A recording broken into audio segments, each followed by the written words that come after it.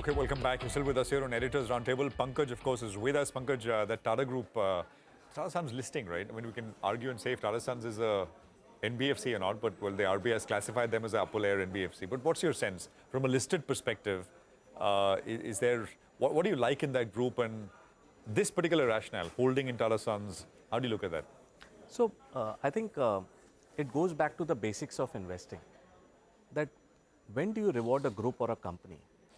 When the management starts taking right capital allocation calls. And this goes back to when Chandra took the reign. I'm a great admirer of that leader. And his core focus was that look at every company and make sure that incremental capital allocation start yielding better returns. Second, whatever investments have been done, how do we improvise that so that headline return on capital starts to look better? And cash flow orientation.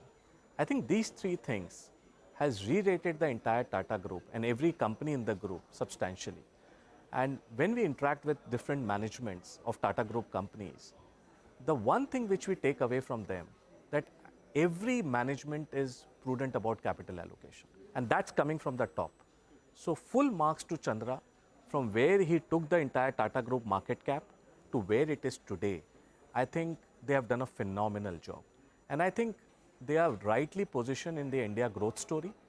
A lot of things which you are seeing new is coming to Tata Group, semiconductors, electrical, renewals, all of them, the new growth engine and the businesses. So I think they have the old businesses and the new businesses. So I think this group has done phenomenally well.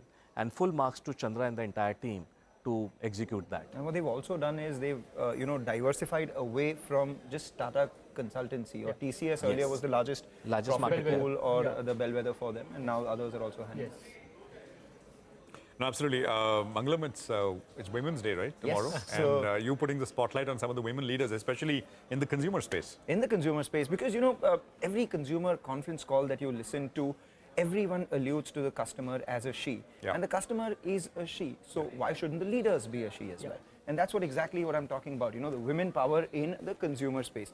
Well, ahead of Women's Day, let's talk about the true trailblazers of the consumer space, these wonderful women leaders who I enlisted from India's consumption space. Of course, this is an indicative list and not an exhaustive list. So we start with Falguni Nair, an inspirational leader who started nykaa after she turned 50 and had an illustrious investment banking career behind her as well. It's not only about the wealth that they created, it's also about the impact. And the other one on that is Ghazal Alag, the co-founder of Honasa, a company that owns the brand Mama Earth. Again, a pioneer in the digital-first beauty personal care products, which has a lot of the other industry leaders eyeing that space after her as well. Speaking about another leader, Hina Nagarajan has been at the helm of Diageo India, a company and an industry which is usually considered male-dominated because of the alcohol nature, but she again has been a true trailblazer out there. Then you speak about a bunch of other leaders as well. The most celebrated appointments among the ones in the last 2 years in the consumer space was that of Prabha Narasimhan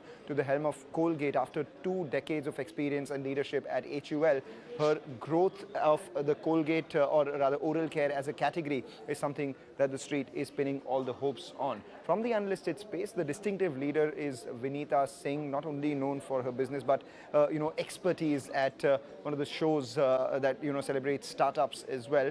And speaking about startups, the founder of Baby Chakra and the co-founder of the Good Glam Group, Naya Sagi, is another true trailblazer in the consumer space and a leader in the consumption space of India as well.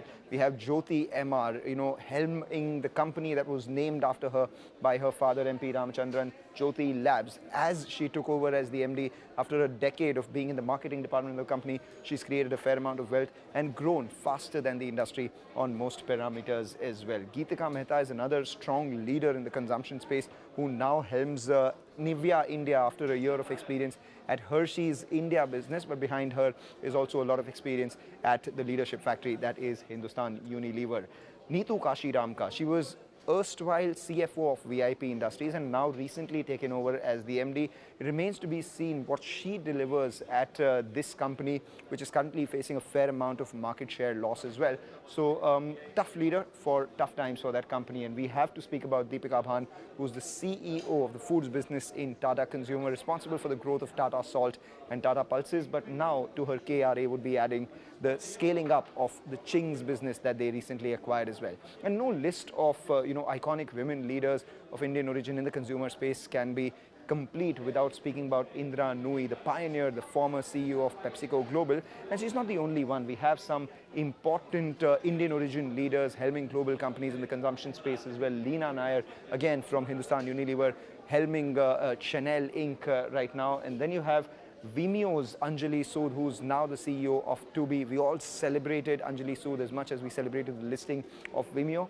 And finally, we have Sonia Singhal, the erstwhile CEO of Old Navy and Gap Inc., taking the fast fashion forward. And this is all about women power in the consumer space, speaking about future female forward. So that's an interesting sort of list of women leaders and what they've done for their respective businesses. And of course, I mean, keeping the flag high for the consumer sector.